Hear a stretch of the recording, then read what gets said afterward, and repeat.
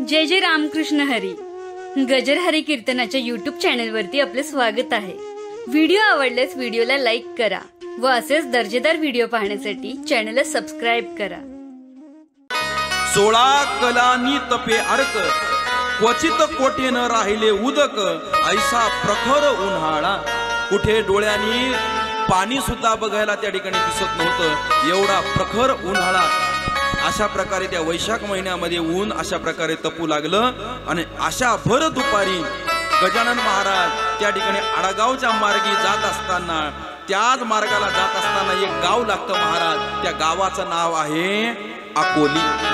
त्याच अकोली गावाच्या जवळ जवळच त्या ठिकाणी गजानन महाराज जात असताना एवढं प्रखर ऊन, दुपारची वेळ, सूर्य मध्यान्ही आला होता.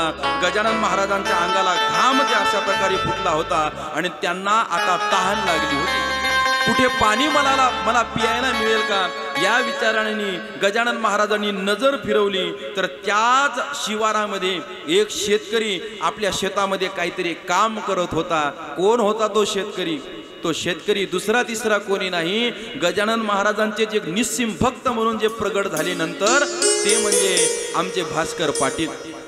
भास्कर पाटील वडिलाचं नाव होतं त्यांच्या कडताजी पाटील आणि त्यांच्या आईचं नाव होतं पार्वती. कडताजी पाटील आणि पार्वतीच्या पोटी जन्माला आलेलं हे जे अपत्य आहे यांचं नाव ठेवलं होतं भास्कर. आणि हेच भास्कर पाटील गजानन महाराजांचे पुढे निस्सीम भक्त अशा प्रकारे झालेले आहेत. काहीतरी शेतीमध्ये पाळी देण्याचं काम त्या ठिकाणी उन्हाळ्याच्या दिवसामध्ये शेतकऱ्याला जे करावं लागतं ते काम अशा प्रकारे करावं लागत होतं. शेतकऱ्याची परिस्थिती म्हणजे महाराज फार बिकट असते. आणि नुसतं मीच शेतकऱ्याचं वर्णन करत नाही, आमचे दासगुरु महाराज या गजानन विजय ग्रंथामध्ये शेतकऱ्याच्या कामाचं वर्णन करतात. शेतकऱ्याला किती मेहनत करावी लागते. अंगी ऐसे मोठेपण, परी सोशी यातना दारुण, बिचाऱ्यांना ऊन तहान सोसणे भाग असे की. उन्हाळा कळत नाही, पावसाळा कळत नाही, हिवाळा कळत नाही, सारखं राब राब राब त्या शेतामध्ये राबावं लागतं. आणि राबून सुद्धा महाराज शेवटपर्यंत ते पीक आपल्या हातामध्ये बरोबर येईल का नाही आणि आलेलं पिकाचा भाव व्यवस्थित मिळेल का नाही याच शंकेमध्ये तो शेवटपर्यंत शेतकरी राहतो. परत ते जे शिवार आहे ना, त्या शिवारामध्ये जवळजवळ 12 वर्ष झाला होता म्हणतात, दुष्काळच पडला होता. व्यवस्थित पाऊस त्या परिसरामध्ये झालेला नव्हता. गमतीनं आमचे दासगुरु महाराज लिहितात, त्या अकोलीच्या शिवारामध्ये एखाद्याच्या घरी तूप मागितलं ना तर ते लोक आनंदानं देतील, पण एखाद्याच्या घरी जर पाणी मागितलं तर ते लोक देणार नाही. म्हणजे एवढा दुष्काळ पाण्याचा त्या काळीच्या अकोली परिसरामध्ये अशा प्रकारे होता. म्हणून हे भास्कर पाटील शेतामध्ये काम करायला आलेले होते आणि त्या परिसरामध्ये पाणी नाही.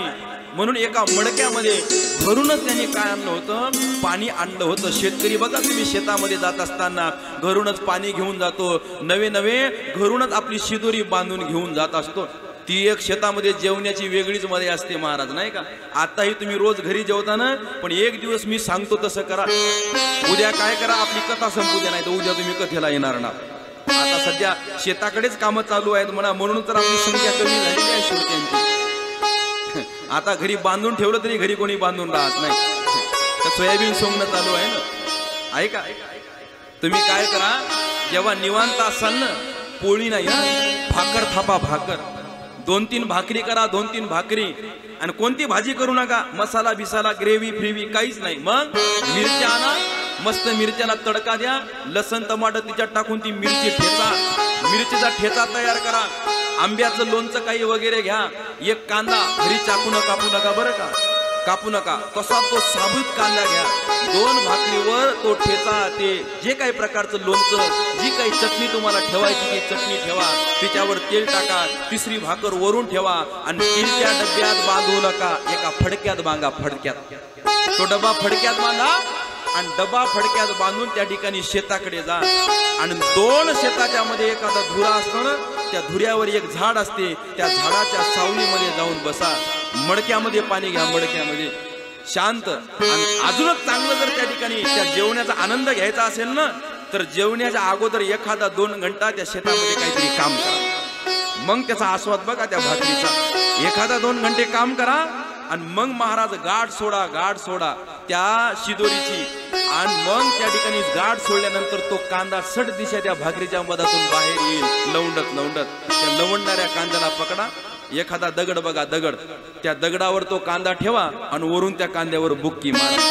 कांदा फोडा, एक भाकर घ्या, त्या भाकरीवर त्या खालच्या भाकरीवरचा ठेचा, लोणचं, कराळाची चटणी, तो फोडलेला कांदा त्या ठिकाणी घ्या आणि हातावर खा बरं. हातावर काही दुसरं ताटी बिटी घेऊ नका. आणि हातावर महाराज पाय लांबून का बसा ना, काही हरकत नाही, जसं तुम्हाला बसता येईल तसं त्या सावलीमध्ये बसून मग ती भाकर खाण्याची त्या ठिकाणी आनंद बघा. महाराज 5 स्टार मध्ये जो आनंद येणार नाही ना, ती धुऱ्यावर त्या बांधावर झाडाच्या सावलीमध्ये चटणी भाकर खाण्याचा आनंद काहीतरी वेगळा तुम्हाला आल्याशिवाय राहणार नाही. जुन्या मथाऱ्याची बघा आठवण कशी जागी झाली नाही का. आनंद महाराज तो वेगळाच आहे. म्हणून भास्कर पाटलानं तशीच एक तयारी केलेली होती. मडक्यामध्ये पाणी नेलं होतं, आपली शिदुरी अशा प्रकारे त्या ठिकाणी नेलेली, अशा प्रकारे त्या ठिकाणी नेलेली होती. गजानन महाराज तिथं आले आणि मडक्याकडे गजानन महाराजांचं लक्ष गेलं. आता त्यांना पाणीच प्यायचं होतं. गजानन महाराजांनी हाक मारली आणि मला तहान लागली आहे, मला पाणी देशील का. आता पाणी देणं हे पुण्याचंच काम आहे, पण सगळ्या गोष्टी कशावर अवलंबून असतात महाराज, परिस्थितीनुसार अवलंबून असतात. परिस्थितीनुसार पाणी देणं चांगलं आहे, पण तेव्हा ती परिस्थिती नव्हती ना महाराज तशी. बरं का नव्हती. तुम्ही तर म्हणता अरे भास्कर पाटील तर भक्त आहेत, भक्त वृत्ती असलेल्या माणसानं त्या ठिकाणी आलेल्याला पाणी मागणाऱ्यांना पाणी दिलं नाही पाहिजे का. तुम्ही आता भास्कर पाटलाचे शब्द आहे का, भास्कर पाटील गजानन महाराजांना काय म्हणतात. जेव्हा गजानन महाराज पाणी मागतात ना, तेव्हा भास्कर पाटलाचे शब्द आहेत, का रे तू तर हट्टाकट्टा चांगला दिसतोयस, चांगला तरुण दिसतोय, हट्टाकट्टा दिसतोय. काही कुठं काम धंदा करायचा, पैसे कमवायचे, त्या कमवलेल्या पैशातून जेवण करायचं, पाणी पियायचं, आणि आम्हाला काय रे त्या ठिकाणी पाणी त्या ठिकाणी मागतोय. म्हणून त्या ठिकाणी टिंगल करू लागले. माहीतच नव्हतं ना पुढचा व्यक्ती कोण आहे, समर्थ आहे का कसा आहे ते एक. आणि दुसरी गोष्ट म्हणजे पाण्याची कमतरता होती. माझ्यासाठीच पाणी नाही, या परिसरामध्येच पाणी नाही, म्हणून त्या ठिकाणी त्याची कमतरता असल्यामुळे भास्कर पाटलांनी नकार दिला. अरे बाबा, इथं 12 वर्षाचा दुष्काळ, डोक्यावरून भरून पायपीट करत इथं यावं लागतं, आणि येत असताना डोक्यावर हे मडकं घेऊन यावं लागतं. हे काय सहजासहजी मी पाणी इथं आणलं नाही आणि तुला सहजासहजी ते पाणी देऊन टाकू का. नकार दिला महाराज भास्कर पाटलांनी गजानन महाराजांना पाणी देण्यासाठी.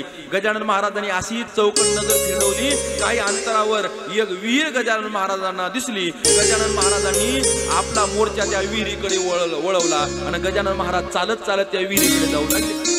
भास्कर पाटलाचं लक्ष गेलं, गजानन महाराज त्या विहिरीकडे जात आहेत म्हणून मागूनच आवाज दिला भास्कर पाटलांनी, अरे हे 12 वर्षाचा दुष्काळ या भागामध्ये आहे. विहीर खणली तेव्हापासून त्या विहिरीला पाण्याचा थेंब नाही.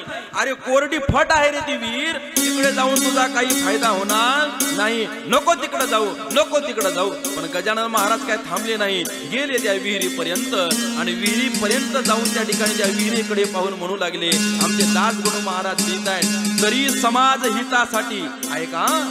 गजानन महाराजांनी त्या विहिरीला पाणी आणलं खरं, पण फक्त स्वतःची तहान भागवण्यासाठी नाही. जरा शब्दाचा विचारपूर्वक विचार करा. पाणी फोडलं खरं, पण कशासाठी.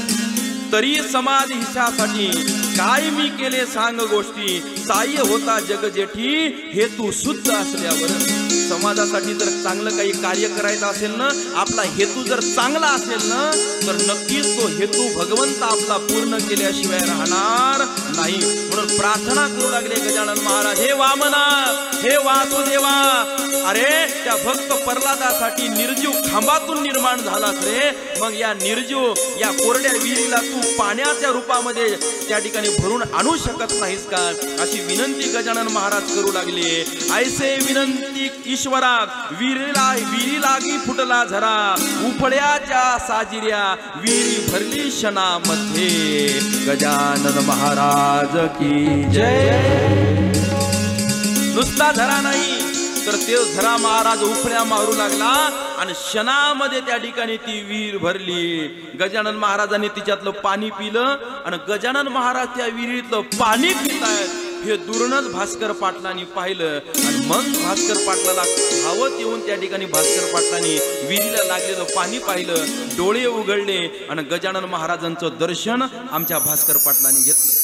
मग कळालं, अरे हा कोणी व्यक्ती साधारण नाही, हा साक्षात्कारी महापुरुष आहे। शरण आले महाराज, शरण आले, स्तोत्र गाऊ लागले, तुमच्या कृपेमुळे हे सगळं सार्थक झालेलं आहे। मी तुमचा अर्भक आहे, मी तुमचा मुलगा आहे, मी तुमचा सेवक आहे।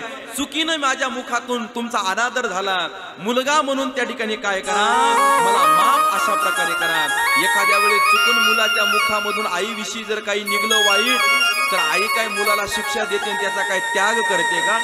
आपल्या दाताखाली आपला ओठ किंवा जीभ चावल्या जाते म्हणून काय आपण आपले दात पाडतो का? भास्कर पाटलाची विनवणी आहे महाराज आता गजानन महाराजांना, म्हणून काय करा, त्या ठिकाणी माझा स्वीकार करा, मला त्या ठिकाणी पश्चाताप होतोय, मी तुम्हाला नाही त्या शब्दामध्ये बोललो, मला माफ करा। तेही महाराज संत आहेत, त्यांनी लगेच त्यांना त्या ठिकाणी माफ केलं आणि गजानन महाराज भास्कर पाटलाला म्हणू लागले, आता डोक्यावर तुला घागर आणण्याचं काम नाही, तू काय कर, आता इथे बगीचा तयार कर, बगीचा तयार कर। आणि मग मात्र भास्कर पाटलांनी काय सांगितलं, नाही महाराज, मला आता इथं कोणत्याही प्रकारचं प्रपंचामध्ये गुंतायचं नाही, केवळ आणि केवळ मला आता तुमची सेवा करायची आहे, आता मला प्रपंच करायचा नाही, आता मला परमार्थ अशा प्रकारे तुमच्या सेवेमध्ये राहून करायचा आहे। अगोदर गजानन महाराज इथे खडक होता, खडक भास्कर पाटलाचे शब्द आहेत बरं का, या खडकामध्ये तुम्ही काय केलेलं आहे, झरा फोडलेला आहे, झरा, ऐका बरं का। गजानन महाराजांनी कोरड्या विहिरीला पाणी फोडलं, झरा उगवला कोरड्या विहिरीला। हा फक्त चमत्कारापुरता कथाभाग आपल्या लक्षात ठेवायचा नाही। गजानन महाराजांनी कोरड्या विहिरीला पाणी फोडलं, झरा फोडला, मग या कथेचा अर्थ काय? आपले मन सुद्धा महाराज कोरडे झालेले आहेत, आपले मन सुद्धा भाव शून्य झालेले आहेत, आपल्या अंतःकरणातलं प्रेम संताविषयी, भगवंताविषयी, परमार्थाविषयी काय निघून गेलेलं आहे, सगळं संपून गेलेलं आहे, निघून गेलेलं आहे। म्हणून आपल्या कोरड्या अंतःकरणाला प्रेमरूपी भावाचा झरा फोडण्यासाठी भास्कर पाटलाच्या विहिरीला गजानन महाराजांनी पाण्याचा झरा फोडला, पाण्याचा झरा फोडला। भास्कर पाटलाचे शब्द आहेत, गजानन महाराज, तुम्ही माझ्या खडक रूपी अंतःकरणाला भावरूपी झरा फोडलेला आहे आणि आता मी या अंतःकरणामध्ये एक मळा उत्पन्न करणार आहे आणि तो मळा कशाचा उत्पन्न करणार आहे? भक्ती पंथाचा मळा उत्पन्न करणार आहे आणि त्या भक्ती पंथाच्या झाडाला कशाचे फळ लागणार आहे? तर सत्कर्माचे फुलं झाडं अशा प्रकारे इथे लागणार आहेत, जेणेकरून आमची वृत्ती कशी झाली पाहिजे? सात्विक वृत्ती झाली पाहिजे। कोरड्या विहिरीला पाणी लागणं म्हणजे काय? तर कोरड्या विहिरीला पाणी लागणं म्हणजे आपले कोरडे झालेले जे मन आहेत ना, आपले नास्तिक झालेले मन आहेत ना, हे सात्विक झाले पाहिजे। हाच या कथेचा काय आहे? अर्थ आहे।